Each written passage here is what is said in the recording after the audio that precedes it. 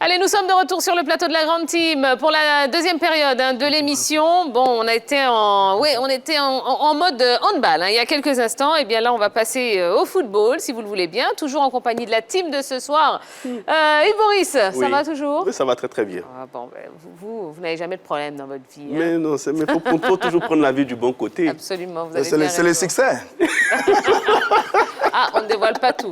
On ne dira pas ce qui se passe à la sortie du studio tous les soirs à 22h. Mais bon. C'est le succès. Ça, ce sont les dossiers secrets. Pourquoi vous faites ça? Et puis, Roger Stéphane. Je vais très bien, je suis dans ces roues là.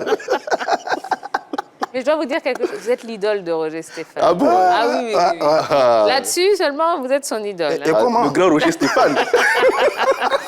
Allez, on va pouvoir enchaîner avec le sujet suivant. Agent de joueur, une place dans le foot. Eh bien, c'est l'actu de ce soir.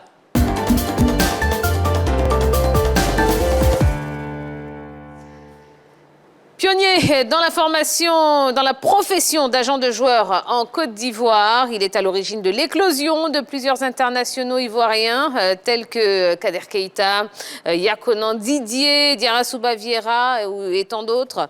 Toujours à la chasse des oiseaux rares, Alfred Aubrou est l'invité de la Grande Team ce soir. Avec lui, eh bien, nous allons vous faire voyager dans ce monde controversé des intermédiaires de joueurs. Bonsoir, monsieur Aubrou. Madame, bonsoir. Comment allez-vous? Ça ira mieux, grâce à vous. Ça ira mieux? Oh, ben, je ne sais pas. Ça dépend, hein? Grâce à vous, ça ira mieux. Oui, si c'est grâce à moi, ça ira mieux. Eux, je ne sais pas encore. Non, on parlera des joueurs, évidemment, et du développement du football ivoirien. Voilà, très bien. Bon, alors, monsieur Alfred Aubrou, agent de joueur, intermédiaire de joueur, quelle est la différence et qu'est-ce que vous préférez? À mon avis, il n'y a pas de différence. C'est la même chose? Un agent de joueur, c'est un intermédiaire entre deux entités. Ouais. Donc, il n'y a pas de différence. Et vous, qu'est-ce que vous préférez? Bon, rien. Agent de joueur, ça va. Agent, c'est bien? Ouais. Mais il nous revient qu'il y a des intermédiaires qui travaillent pour les agents de joueurs. Oui, mais ça existe dans tous les métiers. Je veux dire, à un moment donné, dans le métier, on grandit. Et donc, on n'a pas le contrôle sur les petits détails. Alors, on a besoin de certaines personnes qui remontent les informations. Des rabatteurs. Des rabatteurs, comme on peut l'appeler, comme à la gare. Ouais. Quand vous arrivez à la gare... Oui, des démarcheurs, peut-être. Oh, pas forcément. Rabatteur serait mieux que démarcheur. Quand vous arrivez à la gare, ce mec qui est là à côté, qui prend vos bagages pour vous aider à trouver un bus pour voyager. Donc, voilà. Mais sur ça, les parents ont droit de regard également sur certains athlètes. Je veux dire, c'est autorisé également en ce qui concerne les parents, vrai ou faux? C'est normal. Je veux dire, les parents, il reste le parent de l'athlète. Il a le droit entièrement sur son fils. On ne va pas les exclure de la chose. Après, aujourd'hui, la FIFA autorise que les parents agissent carrément comme des agents. Donc, un parent peut devenir agent. Très bien. D'accord. Alors, c'est vrai que quand on entend agent de joueur, on pense automatiquement à gros sous, beaucoup d'argent. Est-ce que vous pouvez nous confirmer que l'agent de joueur est un personnage privilégié dans l'univers du football? En d'autres termes, on va parler terre à terre. Combien gagne un agent de joueur? Quelle est la rémunération d'un agent? Un agent de joueur, si vous voulez, il n'y a pas de salaire. Tout se passe en termes de pourcentage. Et la FIFA autorise entre 5 et 10%. Pas plus. Pas plus. Jamais plus. Mais ça, c'est l'autorisation. Après, bon, le football est ce qu'il est. Justement. Mais 5-10% sur quoi, concrètement? Sur le salaire brut du joueur. OK. Sur le salaire brut, pas sur la prime à la signature la prime à la signature fait part du salaire brut. Voilà. Et parce qu'on parle bien d'un agent de joueur. Après, l'agent de joueur peut être embauché par un club. Je veux dire, si je suis embauché par un joueur X et que je lui trouve du travail, évidemment, comme un agent immobilier, il me donne donc entre 5 et 10% de ses revenus bruts. Après, si un club me sollicite en tant qu'agent de joueur, c'est exactement la même chose. Alors, Monsieur Aubrou, il est dit que, en ce qui concerne le pourcentage, vous l'avez dit tout à l'heure, il varie entre 5 et 10%. Ouais. Et parfois, il varie selon les fédérations. Non, pas forcément, non. Parce que, par exemple, du côté de la Fédération ivoirienne, non, plutôt du côté de la Fédération française de football, lorsqu'un joueur touche entre 1,8 million d'euros net par an, le pourcentage de l'argent de joueur oscille autour de 6%. Et donc, Non. 6%, ça c'est une convention que peut discuter le club et l'agent.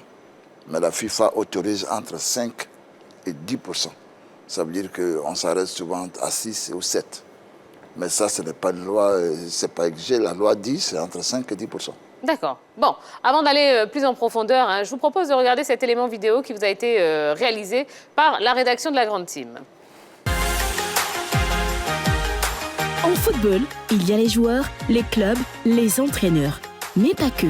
Un autre acteur, et non des moindres, tient un rôle décisif, celui de la mise en relation des différentes entités. C'est l'agent ou l'intermédiaire de joueurs. En vigueur dans le monde du football depuis des décennies, le métier a connu des mutations sans jamais perdre son impact. Bien au contraire. Des plus célèbres comme Mino Raiola, Jorge Mendes, au moins connus, les agents de joueurs font le vent et la pluie aux différentes fenêtres des transferts. Ce sont les maîtres du jeu, les garants de la carrière des joueurs et des entraîneurs, les interlocuteurs privilégiés des directeurs sportifs des clubs. En Côte d'Ivoire, dans le sillage d'Alfred Aubrou, la profession a pris de l'ampleur à la vitesse grand V. Et même si leur présence fait souvent débat, ces chasseurs d'oiseaux rares sont incontournables dans la promotion des talents au-delà des frontières. Alors, quelle place pour l'agent de joueur dans l'écosystème du football ivoirien? La Grande Team lance le débat. Allez, on va pouvoir ouvrir le téléphone, 27 21 59 93 99. La question LGT, je vous la rappelle. Les agents de joueurs sont-ils d'un grand apport au football ivoirien? Eh bien, n'hésitez pas à nous appeler pour nous dire ce que vous en pensez. Oui, Roger Stéphane. Monsieur Aubrou, comme vous allez bien nous expliquer tout ça. On entend des termes, prime à la signature, salaire, le club vendeur, le club acquéreur. Quelle est la marge de chacun dans cette affaire? D'abord, on commence par ce que vous appelez la prime à la signature. Prime à la signature. Moi, je n'appellerai pas ça prime à la signature. J'appelle ça une avance sur le salaire. D'accord. Donc, une prime d'installation. Je veux dire, le joueur, il arrive et il va gagner, je prends un chiffre, 10 francs par mois sur 5 ans. On fait la totalité et on lui fait ce qu'on appelle une avance sur salaire. Donc, soit 10 ou 15 ou 20 ou 30% de ce qu'il va gagner durant les 5 ans, ce qui devient donc une prime à la signature. Donc, ce n'est pas un autre montant à part? Non, mais le montant, il est compris dans le contrat qu'il signe. Ah, d'accord. Je veux dire, ce n'est pas un montant. On ne lui dit pas la prime à la signature est de ça et le salaire est de ça. Non, quand tu signes, c'est toute la globalité. Et une partie est donc payée d'avance, qu'on appelle prime à la signature, et l'autre partie est payée en salaire. Maintenant, c'est clair dans mon esprit. Maintenant, J'espère. la vente du joueur, le club qui vend, à combien de pourcentage? Le joueur maintenant, combien? Le club qui vend quoi? Je dis, vous vendez le joueur à 10 millions. Ouais. C'est bien ça. Le montant du transfert. Le montant du transfert, c'est 10 millions de francs CFA. Ouais. Le club qui vend à combien? Le joueur à combien? Non, mais on dit le montant de transfert. Parce qu'au football, ce qu'il ne faut pas oublier, il y a 2 contrats, sinon 3. Bon.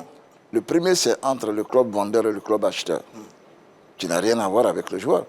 Je veux dire, le joueur, dans ce cas précis, c'est une marchandise. Moi, j'ai un ordinateur que je vais vendre à X. X dit, mon ordinateur, tu lui achètes à 10 000 francs. Tu payes les 10 000 francs. Malheureusement, dans le cas du footballeur, c'est une marchandise qui peut dire non. Donc, je ne vais pas chez mon nouveau propriétaire parce que mon nouveau propriétaire ne m'offre pas la possibilité d'y arriver. Ça, c'est le deuxième contrat qu'il faut négocier entre le joueur et le club acheteur. Le troisième, c'est le contrat de l'agent qui a participé à réaliser cette affaire. Donc, tu dois se négocier entre le club vendeur, le club acheteur et le joueur. Donc, quand on parle de transfert, le montant de transfert, l'agent et le joueur n'ont absolument rien à voir là-dedans. Alors, M. Aubrou, on entend parfois beaucoup de choses sur les aspects sur lesquels vous vous basez pour vendre un joueur. Dites-nous de façon précise, quels sont les aspects sur lesquels vous, agent de joueur, vous vous appuyez pour pouvoir vendre un prix à un joueur. Justement. Bon, un joueur, c'est exactement comme une voiture. Tu as un prix à l'Ardus. Tu tiens compte de l'âge, sa taille, sa puissance, sa valeur, son jeu et du besoin que le club a. Je veux dire, c'est exactement une voiture d'occasion que tu veux vendre. Elle a un calcul à l'Ardus. Et ce calcul, il s'est fait selon le feeling de ce que chacun de nous a et du besoin du marché. Parce que justement, parfois, vous vous fixez un montant, le club fixe un montant, et vous ne vous entendez pas, et parfois les affaires capotent. Pourquoi? Mais non, mais c'est tout à fait normal. Si moi, tu veux une Mercedes que tu veux acheter au prix d'une Renault 4, ça ne marche pas. Moi, je sais que j'ai une Mercedes qui vaut 100 000 euros.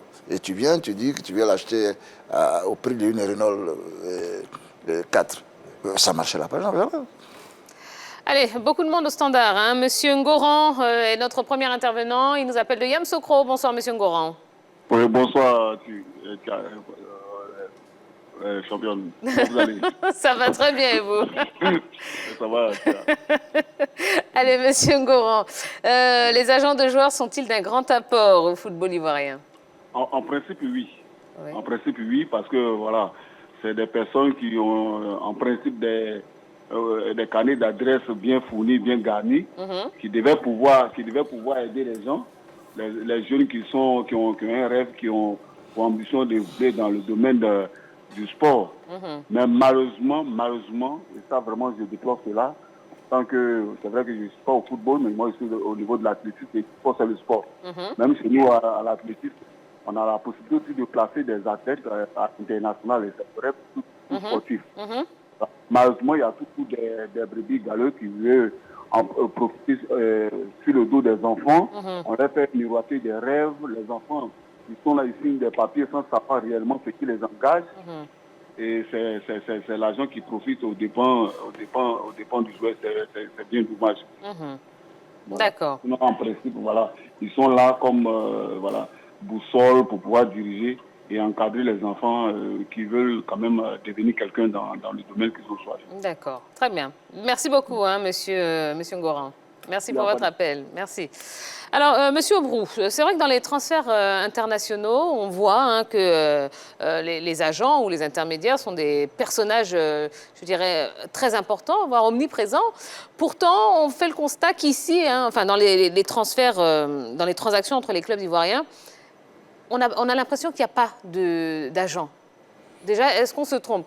Oui, non, mais c'est vrai ce que vous dites. Il y a des agents, mais la rémunération n'existe presque pas. Alors, je ne crois pas que beaucoup d'agents ont envie de travailler. Parce qu'il n'y a pas d'argent dans le football ivoirien. Alors, ça ne suffit déjà pas pour le joueur en termes de salaire et d'entretien. Alors, il n'y a pas pour un agent. Si bien que le travail n'est pas intéressant ici.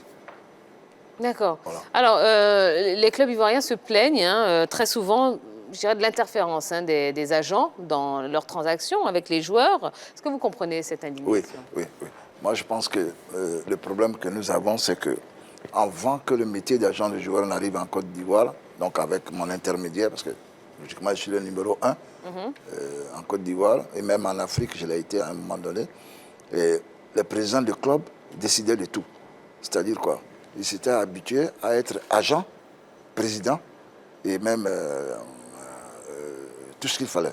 C'est-à-dire quoi? Un joueur devrait partir d'un club, il négocie, lui, le contrat, donc le montant de transfert entre le club acheteur, il négocie le salaire du joueur. Donc il faisait un peu tout. Après, il arrive le métier d'agent de joueur en Côte d'Ivoire. Ce que les clubs ont du mal à accepter, c'est qu'il y a une interférence. Parce que le joueur n'est même plus obligé de s'attendre à ce que le club dit pour partir. C'est-à-dire que le joueur peut partir et les deux clubs trouveront, quand les deux clubs auront trouvé un accord, lui il cherchera un accord avec le club et il partira. Avant, c'est le club vendeur qui décidait tout. Et donc, évidemment, on leur arrache quelque chose qu'ils avaient. Alors, c'est normal qu'ils s'en plaignent. Mais vous êtes au cœur de beaucoup de conflits aussi. Beaucoup de déchirements entre les joueurs et les clubs. On se souvient de l'affaire Guiagon Parfait, le jeune prodige de l'Africa Sport d'Abidjan, qui à un certain moment était déchiré entre agents, parents, entraîneurs, formateurs. Ça aussi, quand on pose la problématique du développement au niveau du football, il arrive que par moment, M. Aubrou, vous les agents de joueurs, vous soyez des instruments qui divisent et qui mettent en porte-à-faux, en conflit, les joueurs et les footballeurs et les clubs. Et ça, c'est un reproche qu'on vous fait également très souvent. Malheureusement, ici, le métier d'agent de joueur n'est pas compris. Alors, il y a tellement d'argent à gagner au football que n'importe qui s'improvise agent de joueur. Ce qui fait que pour gagner beaucoup d'argent, certains agents ont des pratiques qui sont toujours pas les biens. Mais j'ai envie de dire, un club a besoin d'un agent de joueur, surtout les clubs africains. Parce que quoi qu'on veuille, ils ne peuvent que vivre de l'espoir de leur football. Vous voyez ce que je veux dire, de leurs joueurs. Après, il faut que les clubs et les agents soient capables de discuter et soient capables d'être honnêtes avec eux-mêmes. Vous voyez, les agents veulent tellement gagner qu'ils veulent pratiquement le joueur gratuit. Je ne sais pas pour quelle raison certains agents pensent qu'ils peuvent obtenir le joueur gratuitement. Parce que moi, je dis toujours, un joueur a un prix. À partir du moment où tu viens avec le prix, tu ne rentreras jamais en conflit avec le club. Mais si tu veux l'acheter en dessous du prix qu'il vaut, c'est tout à fait normal que le club se plaint. Ça ne va pas marcher. L'autre élément... Après, le club dit, ce n'est impossible. Mon joueur ne bougera pas pour le montant que toi, tu as proposé parce qu'il vaut mieux que ça. Il faut pouvoir le convaincre parce que tout est discutable. Et donc, certains agents pensent qu'ils doivent prendre le joueur forcément, même si ils doivent le prendre en dessous de la valeur. C'est ce qui crée le gros conflit. D'accord. Allez, on a du monde au standard. Monsieur Touré, qui nous appelle de Grand Laou. Bonsoir, monsieur Touré. Bonsoir, Tia. Comment allez-vous? Oui, ça va mieux. Et chez vous? Ça va très bien, merci beaucoup. Alors, la même question. Oui. Bonsoir. Bonsoir. Oui. Alors, monsieur Touré, même question. Hein. Les agents de joueurs sont-ils d'un grand apport au football ivoirien? Oui, moi, je pense qu'ils peuvent être d'un grand apport s'ils sont honnêtes. Non, c'est ça. Ouais. Oui, s'ils sont honnêtes, ils peuvent être d'un grand apport. Parce que, comme le disaient des intervenants, souvent, ils sont accusés de malversation sur les finances des joueurs. Mais s'ils sont honnêtes, je pense que c'est important même qu'il y ait un agent de joueur pour discuter des contrats. Parce que le joueur ne sait rien. Il ne sait rien sur le plan international, surtout les joueurs ivoiriens. Mais avec un agent de joueur, il sait comment discuter le thème de contrat, il sait ce que le joueur doit gagner. Il peut même envisager de voir un profil de carrière pour le joueur. Il peut lui dire, bon, tu vas faire compte tenu de ton talent maintenant. Et bon, dans 2 ans, si tu dis, voilà où tu peux te retrouver. C'est important pour les joueurs. Moi, je pense qu'ils sont d'un grand apport pour eux. Ils sont d'un grand apport, d'accord. Et puis, je voulais dire, votre système, vous ne faites pas comme de l'arbitre. À la fin du match, l'arbitre dit, et puis il met la main pour dire que c'est la fin du match, mais c'est le début. Bon, c'était pour rigoler. D'accord.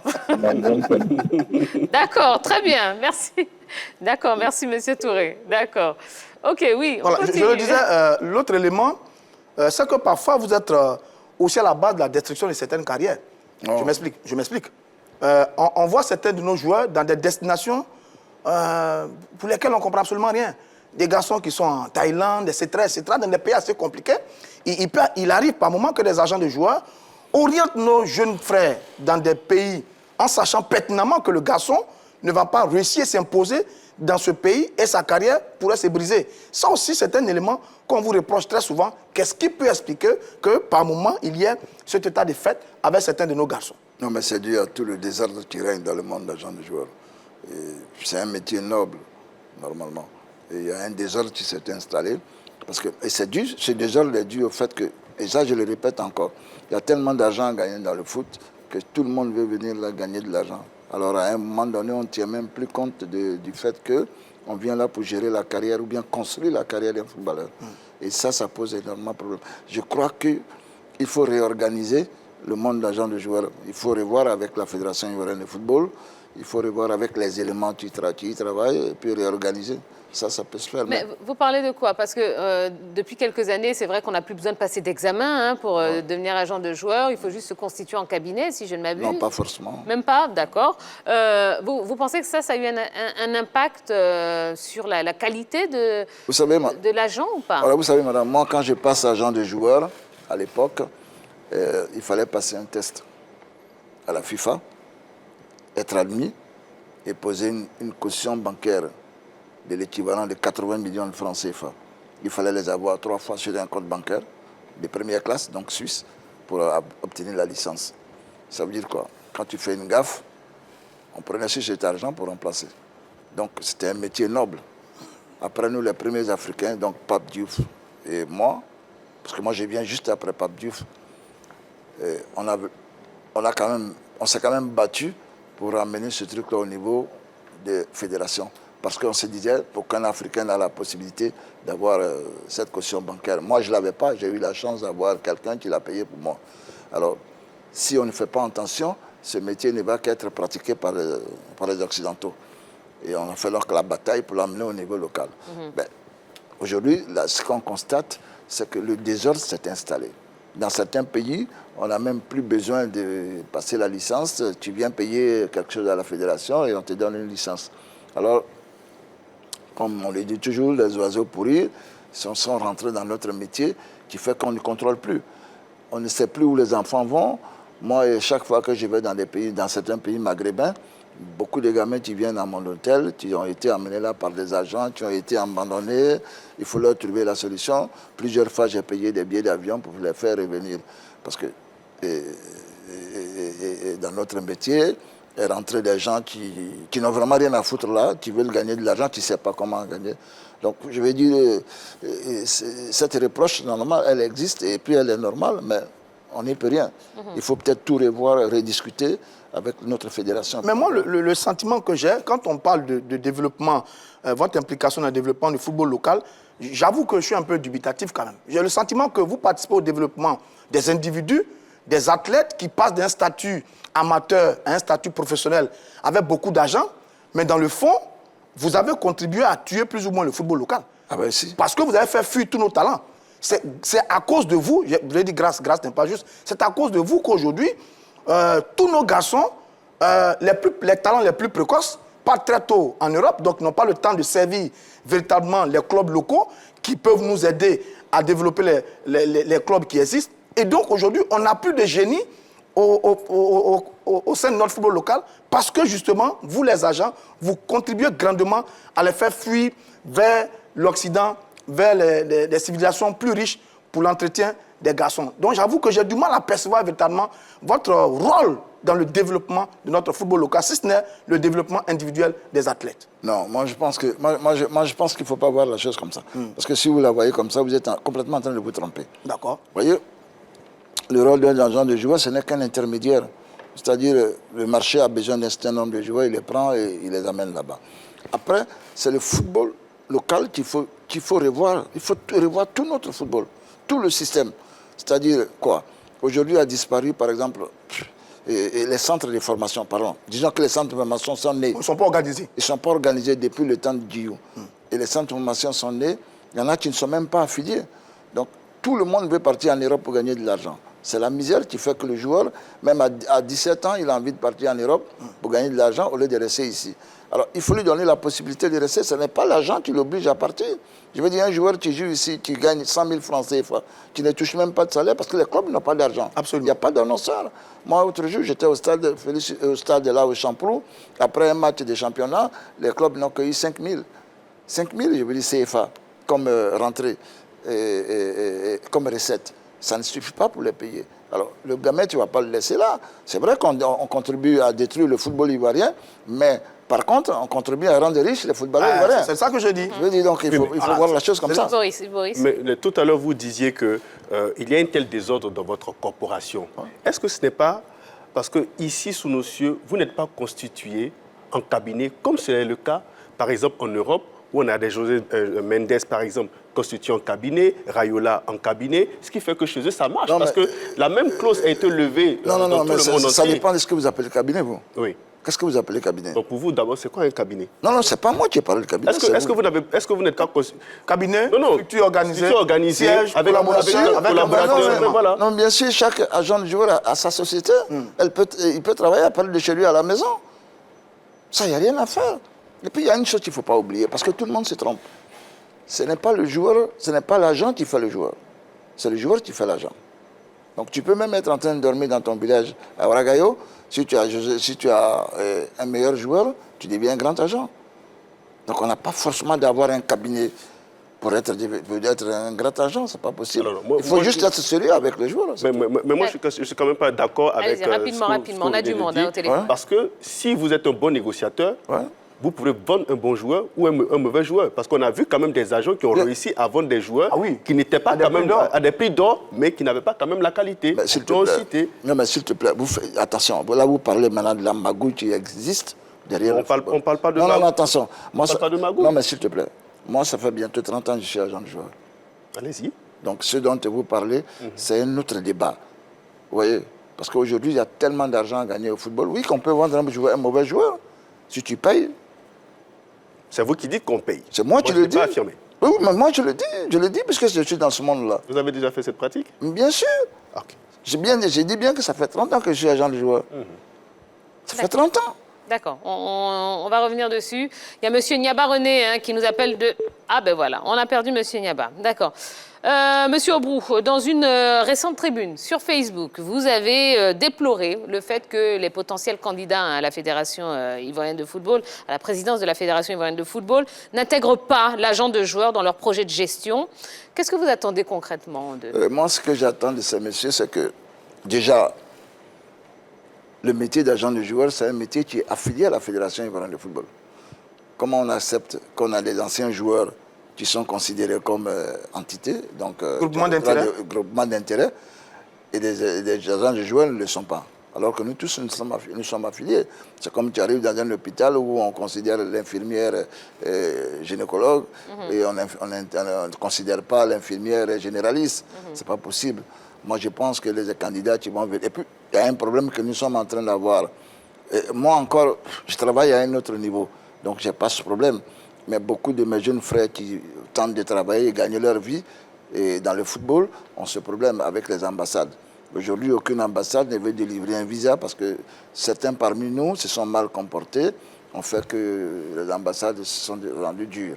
Alors, tout ça, c'est le débat à discuter avec la fédération. La fédération doit pouvoir nous accompagner pour faciliter cette chose en posant peut-être des garanties et tout ça. Parce qu'on a la matière première et quand on ne peut pas l'exporter, qu'est-ce que tu fais? Tu es en difficulté. Alors, sur l'aspect développement, qui est votre rapport, un agent de joueur, c'est une organisation. Ça peut partir d'un pays, avec des clubs, avec des joueurs, avec des journalistes même. Avec des journalistes, même quand on écoute la presse française, sur certains commentaires, on a le sentiment que les journalistes S'il te plaît, laissons la presse française où elle se trouve. Parlons de la presse ivoirienne. Bon, très bien, voilà, très bien. Donc, journalistes, managers, etc., etc. Je veux dire, est-ce que vous, agent de joueurs africains, vous avez tout ce système-là autour de vous? Mais le système n'a pas permettre à certains acteurs d'émerger en même temps que vous. Non, mais s'il te plaît, ne vous faites pas de complexe. L'Afrique au sud du Sahara, c'est le deuxième plus gros réservoir de football mondial. Moi, je n'ai pas besoin d'un journaliste pour vendre un joueur. J'ai plutôt besoin du talent du joueur. Vous savez, quand tu as le talent, tu n'as pas besoin de publicité. J'ai écouté une chanson de, je crois, c'était Magic System ou bien les garagistes, ils disaient « Le ciel n'a pas besoin de publicité ». Un bon joueur n'a pas besoin de publicité. Mais on fait tout le temps la publicité de Kylian Mbappé. Mais non, Kylian Mbappé, on fait sa publicité tout le temps. On ne l'aurait jamais fait s'il n'avait pas ce niveau. Quand Lionel Messi gagne le ballon d'or, il y a une certaine presse qui dit que le Paris Saint-Germain gagne le ballon d'or. Non, mais s'il te plaît, tout ça fait partie du système. S'il te plaît, arrêtez de rêver.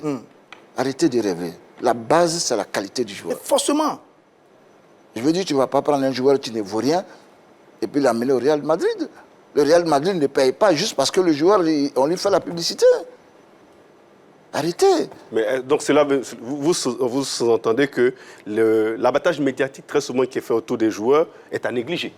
Ah mais non, je ne dis pas que c'est à négliger. Ah oui, mais parce que dans vos propos, c'est ce qu'on peut... Non. Ce que je veux dire, si le joueur est bon et qu'on parle du fait qu'il soit bon, effectivement, on peut faire un tapage. Mais on ne fait pas de tapage autour d'un joueur qui est mauvais. C'est pas possible. On peut le faire, mais ça n'arrivera nulle part. Ça n'arrivera nulle part. C'est le talent qui détermine. Ce n'est pas les journalistes, ce n'est pas la télévision. Parce que là, quand on vous entend parler... je constate que vous écoutez beaucoup la télévision française. Bon, ça n'a rien à voir. C'est le constat qu'on fait. Oui, c'est malheureux. Certains joueurs sont surcotés à cause du travail de la presse. Ça, ça existe dans le milieu. Vous n'échappez pas. Le surcotement, qu'est-ce que c'est au football? Moi, j'ai un joueur que je vais vendre. C'est le commerce. N'est-ce pas? J'essaie de le surcoter pour mieux gagner ma vie. Mais ça ne veut pas dire que le joueur est bon. Moi, j'ai choisi plutôt le talent. Parce que Moi, j'ai ce que les Français n'ont pas. Moi, je suis assis. Monsieur Brou, certains disent que tous les joueurs à un certain niveau sont talentueux. Il y a des éléments, de petits éléments qui font la différence, dont la qualité du manager, dont le réseau du manager, dont le travail de communication qui est fait par les médias par rapport à positionner le garçon par rapport à d'autres joueurs. Donc, ça existe dans votre milieu. Moi, je dis c'est faux. Tout le mensonge qu'on fait autour d'un joueur, mais tôt ou tard, ça se paye. Moi, j'ai réussi parce que j'avais des bons joueurs. Moi, jamais j'ai payé un seul centime pour qu'on appelle un joueur en équipe nationale. Jamais. Pour le demander à tous les joueurs que j'ai fait. D'accord. Allez. Il y a encore quelqu'un au téléphone. Monsieur Bénédicte Ngoran, qui nous appelle de Yopougon, Trois-Rouges. Monsieur Ngoran, bonsoir. Oui, bonsoir, Tia. Alors, monsieur Ngoran. Ah, enfin, je passe à ligne. Ah, ben voilà, La persévérance, oui. Ça paye. Oui, alors, oui. les agents de joueurs sont-ils d'un grand apport au football ivoirien? Allô? Oui. Vous m'entendez? Oui, vous pouvez reposer la question, s'il vous plaît. Les agents de joueurs sont-ils d'un grand apport au football ivoirien? Bon, moi, je pense que M. Obou a été clair. J'ai l'impression que nos deux journalistes ne sont pas assez formés sur la question. Moi, je pense que vraiment, oui, vraiment... Il est bien méchant à nous, hein? Oui, le monsieur est très bon et puis... Ah, bon. D'accord. Ouais, très bien. Il a été bien dur à nous. C'était bien formé, c'est pas bien grave. Mais il ne nous a pas instruits. Allez, c'est bien. Avançons. Bon, monsieur Obrou, il fut un temps où votre nom rimait quand même avec de gros noms, hein, Kader Keita, Goïbi Syriac, qui encore, Traoré Lassina et beaucoup d'autres. On a l'impression que là, c'est un petit peu plus calme en ce moment. J'ai pris de l'âge. Ah. J'ai pris de l'âge. Je vais dire, je peux plus prendre l'avion 14-15 fois dans la semaine. Donc, j'ai ralenti un peu. Voilà. Moi, je voudrais quand même revenir. Vous parliez de talent, vous parliez de certains joueurs que vous n'avez pas payé pour faire venir certains en sélection. Ouais. Mais on vient de citer certains joueurs tout à l'heure. Kader Keita, Goïbi Syriac, Ousmane Vieira. Ouais. Bon, voici des joueurs qui étaient sous votre coupole, qui n'ont pas eu une grande carrière. Est-ce que ce n'est pas les mauvais choix que vous avez faits pour eux en ce qui concerne leur positionnement, ce qui a fait qu'ils n'ont pas réussi à avoir cette carrière à la dimension du talent qu'ils avaient? Parce que ces joueurs sont des joueurs de talent, mais ils n'ont pas eu cette grande carrière qu'on le leur prédestinait au regard de leur talent. Qui laisse prédestiner ça? Mais Les observateurs. mais non. Sur les prestations. Non, mais s'il vous plaît, ne rêvons pas. Non, soyons réalistes. Pourquoi vous voulez sortir du rêve? Non, parce que le rêve n'est pas permis, mon cher ami.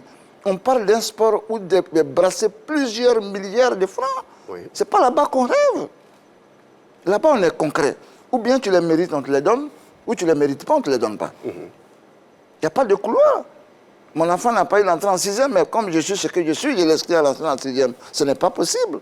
Où il a le talent, il est payé à la valeur de son talent. Où il ne l'a pas, il n'est pas payé. Alors vous estimez que ces joueurs n'avaient pas assez de talent? Mais non, mais ils ont eu la carrière au niveau du talent qu'ils avaient. Après, qu'est-ce que vous voulez? Que le joueur ait un talent moyen et qu'il aille jouer au Real Madrid parce que M. Obrou est capable de l'envoyer au Real Madrid, c'est ça? Mais c'est vous qui disiez tout à l'heure que vous recrutez les meilleurs joueurs, les joueurs talentueux et que vous arrivez à les vendre. Bien Donc sûr, nous estimons mais que je les vends tout à l'heure en même temps. C'est le même moi qui vous ai dit qu'un joueur a un calcul comme une voiture à l'Argus. Donc il est vendu à sa valeur. D'accord. Bon, pourquoi? Je vous excusez-moi, madame. Allez-y, terminez. Pourquoi moi je n'ai pas de conflit avec des clubs ivoiriens? Parce que moi j'ai toujours estimé qu'un joueur a un prix. Quand tu viens le prendre, tu le payes au prix qu'il vaut. Vous pourrez demander à Roger Ognet, il vous dira un jour. Moi, je ne suis pas le gars qui vient dire, ton joueur, il a une valeur de temps, mais comme c'est un Africain, je le paye à temps. Ce n'est pas mon style. Donc, s'ils n'ont pas eu la carrière que vous souhaitez qu'ils aient, c'est qu'ils méritent ce qu'ils ont. D'accord. Bon. Et puis, vous pourrez leur demander à ce qu'ils se plaignent du niveau qu'ils ont eu. Monsieur Obrou, bon, on ne peut pas vous avoir sur ce plateau sans évoquer quand même 2019. Hein, il s'est passé quand même certaines choses, notamment de la détention. Hein. Oui, de ma vie privée, oui, c'est vrai. Absolument, pour des prétendus faits d'abus, de faiblesse sur un, voire plusieurs joueurs. Qu'est-ce qui s'est passé concrètement? Je crois que, madame, cette histoire a été un peu exagérée. Selon moi, oui, honnêtement, je n'ai jamais abusé d'un joueur. Ça, je vous dis honnêtement. Par contre, j'ai quitté des anciens collaborateurs et mécontents de mon départ. C'est parce que, vous savez, vous avez des secrets avec quelqu'un. C'est comme un couple. Vous êtes ensemble. Et le jour que vous vous séparez, il y a des choses qui sortent. Et c'est comme ça que je me suis fait avoir. Mais je n'ai jamais abusé d'un joueur. Vous pourrez vous renseigner tous les joueurs que j'ai eus jusqu'à aujourd'hui. Ce n'est pas mon style. Par contre, j'ai beaucoup travaillé pour les joueurs. On vous a souvent cité dans les couloirs de l'Africa Sport d'Abidjan. Je peux me tromper? Dans les couloirs? Oui. Sur certains joueurs, oui ou non, nous revenait que des joueurs ont été vendus, l'Africa n'a pas touché l'argent, je peux me tromper? Non, vous vous trompez, parce que c'est à moi que l'Africa doit. C'est pour ça que je dis que vous avez été cité dans le couloir de l'Africa. Non, vous vous trompez, parce que c'est à moi que l'Africa Sport doit. Non, moi je ne dois pas à l'Africa Sport. Bon, quand on interroge certaines sources... Non, la vraie vérité, dites-moi le nom du joueur et puis je vous dirai exactement ce qui s'est passé. Très bien. Voilà, moi je n'ai pas besoin de cacher. Je veux dire, si j'ai vendu un joueur pour l'Africa Sport, ils ont touché de l'argent, mais l'Africa devrait me payer, ils ne m'ont pas payé. Hein. Après, c'est vrai ce que vous dites, parce que j'ai été... j'ai été surpris. J'ai été surpris il n'y a pas longtemps quand je suis allé chez M. Vagba, qui m'a accusé de devoir l'argent à l'Africa. Mais comment je peux devoir? Moi, j'ai transféré Edgar Loué. Loué Edgar. L'Africa devrait me payer. J'ai fait payer l'Africa intégralement. Ils ne m'ont pas donné un seul centime. Mais comme l'Africa, c'est l'Africa, j'ai laissé tomber. Donc moi, dans le couloir, je ne dois pas à l'Africa, c'est l'Africa qui me doit. Dernièrement, il y a eu une incompréhension entre l'Africa et moi concernant le joueur Hans Richie. Hans que j'ai fait signer à Cluj. Mais ça encore, si vous me permettez, je vous expliquerai. Parce qu'il y a ce que les gens racontent et ce qui est la vérité. Richie Hans, il est à l'Africa Sport. Il est en fin de contrat. Que dit la loi? La loi dit que quand un joueur n'a plus de contrat avec un club, il est libre de se rendre où il veut. N'est-ce pas? Moi, voulant faire gagner de l'argent à l'Africa dans le futur, parce que, il faut pas se le cacher, je suis un petit supporter de l'Africa. Donc, j'ai dit à l'Africa de l'époque, écoutez, on va vous prévoir un pourcentage sur un prochain transfert. Chose qu'ils ont acceptée. Donc, Yves Zebo, Aguamene Alain, tous les papiers ont été signés. Donc, arrive le nouveau comité. Le nouveau comité qui se permet de croire qu'un joueur sans contrat peut être vendu. Je me suis tué à leur expliquer que vous prenez un mauvais chemin. Parce qu'ils ne connaissent pas le football.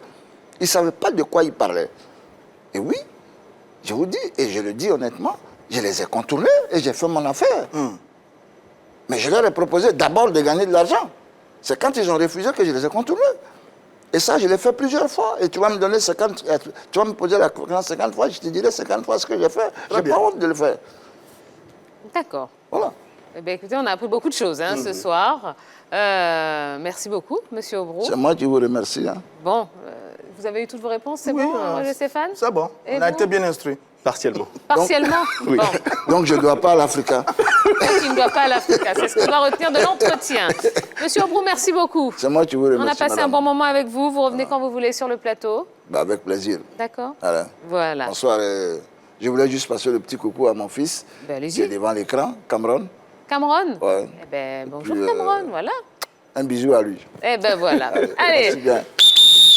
Ne bougez pas, non, il nous reste encore un sujet dont on doit parler ce soir. Ce sera juste après la pub, on parlera de l'AMAFSI et de l'Africa Sport, justement, avec des décisions de justice sans incidence. Eh bien, ne bougez pas, on revient dans quelques instants. À tout de suite.